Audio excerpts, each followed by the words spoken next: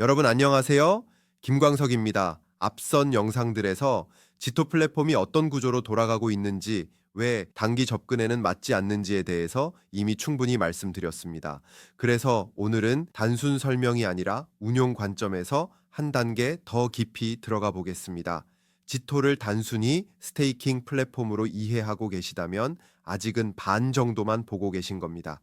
이 구조는 어떤 코인을 넣느냐보다 왜 이 코인들만 다루는가를 이해해야 비로소 그림이 완성됩니다. 매번 말씀드리지만 지토 플랫폼에서 예치가 가능한 자산을 보면 공통점이 있습니다. 비트코인, 이더리움, BNB, 솔라나, 아발란체, 이 5가지 코인이 모두 메이저 자산이라는 거죠. 여기서 중요한 건 수익률이 높다가 아닙니다. 지토는 테마 코인이나 단기 유행 코인을 다루지 않습니다.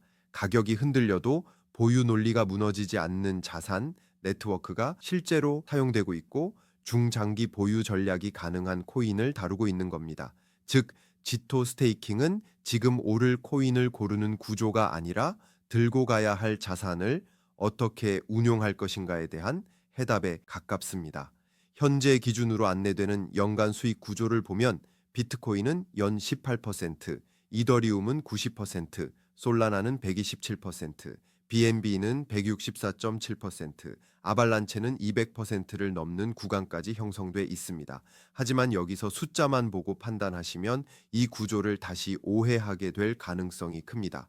얼마를 벌 수 있느냐의 문제가 아니라 보유 자산이 시장과 무관하게 역할을 수행하고 있느냐의 문제입니다. 그래서 지토를 단기 수익용으로 접근하면 항상 어긋납니다. 이 구조는 타이밍을 맞히는 사람에게 유리한 게 아니라 예치 조건을 유지하는 사람에게 유리하게 설계돼 있기 때문입니다. 그래서 운용 비중 이야기가 나옵니다. 지토를 실제로 활용하는 분들은 보통 자산 전부를 넣지는 않습니다.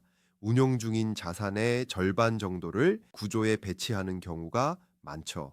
이건 사실 무조건 그렇게 해야 해서는 아닙니다. 자산의 절반은 시장에 즉각 대응할 수 있는 영역에 두고 나머지 절반은 판단이 필요 없는 구조에 옮겨두는 것.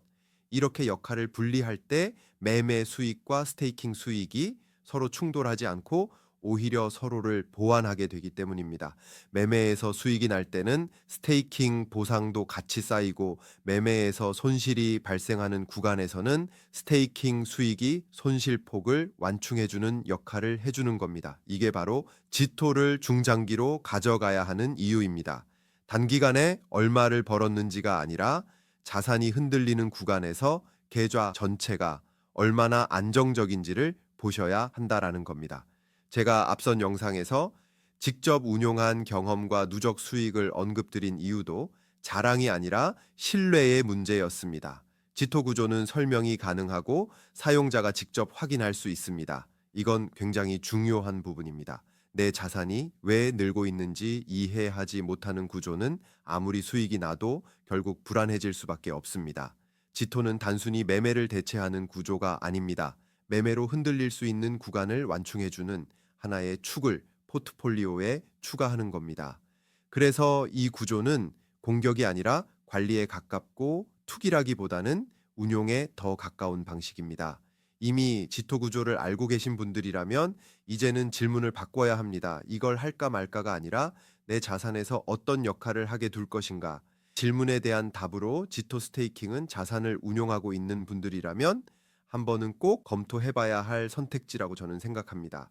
처음부터 전체 자산을 비중으로 무리한 도전을 하기보다는 일부 자산 운용만으로 이 구조에 대해 확실하게 판단해 보시는 것도 하나의 좋은 방법일 수 있겠네요.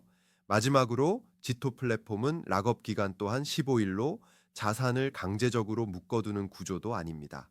지갑을 연결하고 예치할 코인 수량과 기간만 선택하시면 자산은 자동으로 운용됩니다. 이용에 불편함이 있거나 어려움이 있으실 때는 플랫폼 내에서 제공하는 실시간 채팅 상담을 통해서 어렵지 않게 플랫폼 이용이 가능하시니 직접 구조부터 확인해 보시면 좋을 것 같습니다. 영상은 여기까지 정리하겠습니다. 시청해 주셔서 감사합니다.